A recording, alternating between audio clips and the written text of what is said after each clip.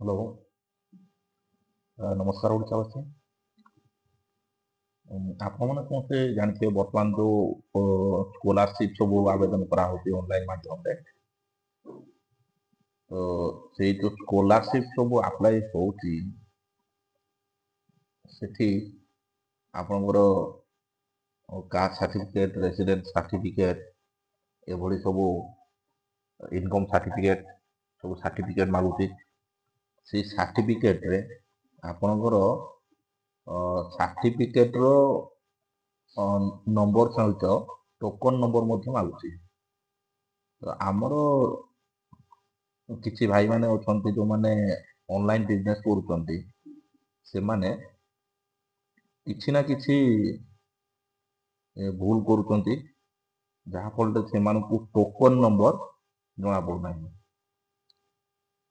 ଆପଣ ଏହା ଦେଖୁଥିବେ, ମୁଁ ଗୋଟେ ବାହାର କରିଛି ଏଟା ପୋଷ୍ଟ ମେଟ୍ରିକ ସ୍କଲାରସିପ ର SC/ST MBS ୱେଲଫେୟାର ଡିପାର୍ଟମେଣ୍ଟ ର ପୋଷ୍ଟ ମେଟ୍ରିକ ସ୍କଲାରସିପ, ଯୋଉଟା ଆମର ନ୍ୟାସନାଲ ପୋର୍ଟାଲ ରୁ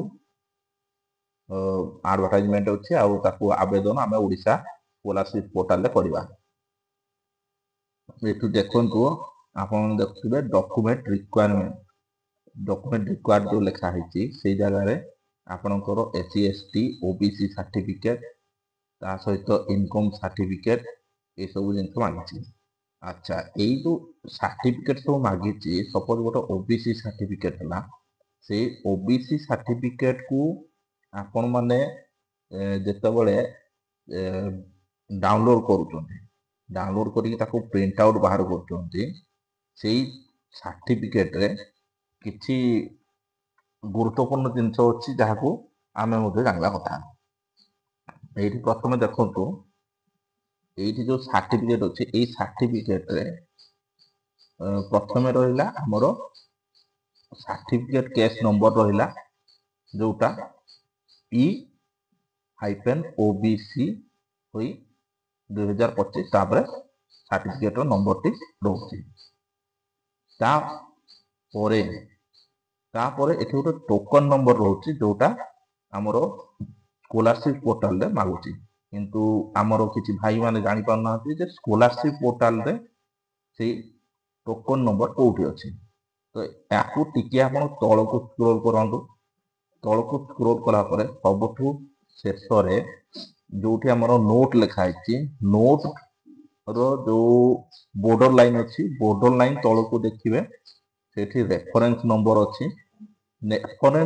ରେଫରେନ୍ସ ନମ୍ବର ତା ପାଖକୁ ଆପଣ ଚେକ୍ କରିବେ, ଏଇଠି ଟୋକନ ନମ୍ବର ମଧ୍ୟ ଲେଖା ହେଇଛି। ମୁଁ ଆପଣଙ୍କୁ କ୍ଲିୟରଲି ଦେଖିବା ପାଇଁ ଗୋଟେ ଚେଷ୍ଟା କରୁଛି। ଦେଖନ୍ତୁ, এইটা হচ্ছে ଟୋକନ ନମ୍ବର।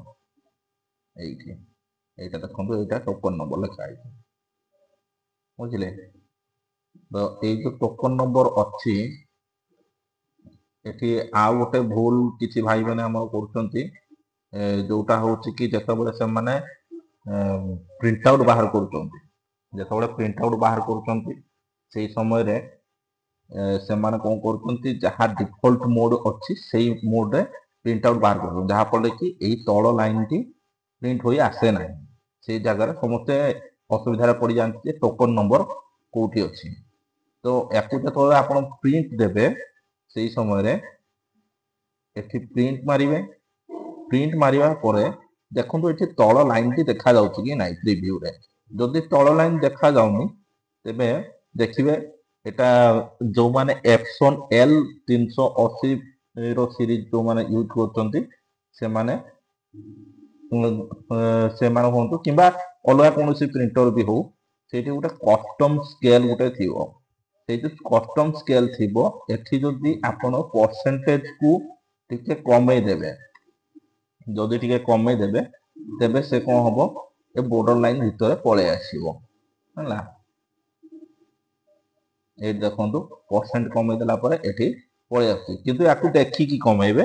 ମୁଁ 80% କେବଳ ଆପଣଙ୍କୁ ଏ ଜିନିଷକୁ ବୁଝେଇବା ପାଇଁ କମଉଛି, କିନ୍ତୁ ଆପଣ ଦେଖିକି କମେଇ, ବେଶୀ କମ କରିଦେଲେ ବି ଦେଖାଯିବ ନାହିଁ। ସପୋଜ 95 ଯଦି ବି କରୁଛନ୍ତି, 95 ରେ ବି ପଳେଇ ଆସିବ। ପଳେଇ ଆସିଲେ ସେ କ'ଣ ହବ ନା ତାର ଯୋଉ ଟୋକନ ନମ୍ବର ଖଣ୍ଡିକ ମଧ୍ୟ ପ୍ରିଣ୍ଟ ହୋଇଯିବ, ଯାହାଫଳରେ କି ଆପଣ ସ୍କଲାରସିପ୍ ପୋର୍ଟାଲରେ ତାକୁ ଏଣ୍ଟର କରିପାରିବେ। ଆଉ ଯଦି ଏହା ଆପଣ ୟାକୁ ଠିକ୍ ଭାବରେ ପ୍ରିଣ୍ଟ କରିନଥିବେ ତେବେ ଏ ତଳ ଲାଇନଟି କଟିଯିବ। ତଳ ଲାଇନଟି କଟିଗଲେ ଆପଣ ଟୋକନ ନମ୍ବର ପାଇପାରିବେ ନାହିଁ। ତାପରେ ଆପଣ ନିଜେ କନଫ୍ୟୁଜ ହେବେ ଟୋକନ ନମ୍ବର କୋଉଠି ଅଛି ହେଲା। ତାପରେ ଆପଣମାନଙ୍କୁ ଅସୁବିଧା ମଧ୍ୟ ହେବ। ତେଣୁ ଯେତେବେଳେ ପ୍ରିଣ୍ଟ କରିବେ, ପ୍ରିଣ୍ଟ କଲା ସମୟରେ ଦେଖିବେ ତଳ ପ୍ରିଣ୍ଟରଟି ପ୍ରିଭ୍ୟୁରେ ଦେଖାଯାଉଛି କି ନାହିଁ। ତଳ ଲାଇନଟି ଯଦି ଦେଖାଯାଉ ନାହିଁ ତାକୁ କଷ୍ଟମାଇଜ କରି ଆପଣ ପ୍ରିଣ୍ଟ ଆଉଟ୍ ବାହାର କରନ୍ତୁ। ବହୁତ ବହୁତ ଧନ୍ୟବାଦ ଆପଣମାନେ ଏତିକି ସମୟ ଭିଡ଼ିଓଟିକୁ ଦେଖିଥିବାରୁ। ଯଦି ଭିଡ଼ିଓଟି ଆପଣଙ୍କୁ ଭଲ ଲାଗିଛି ତେବେ ଲାଇକ୍ ଆଉ ସବସ୍କ୍ରାଇବ୍ କରନ୍ତୁ, ଯାହାଫଳରେ ଆମେ ନୂଆ ନୂଆ ଭିଡ଼ିଓ ଆପଣଙ୍କ ପାଇଁ ଆବଶ୍ୟକ ହିସାବରେ ଅପଲୋଡ଼ କରିପାରିବୁ। ନମସ୍କାର, ଏତିକି ଧନ୍ୟବାଦ।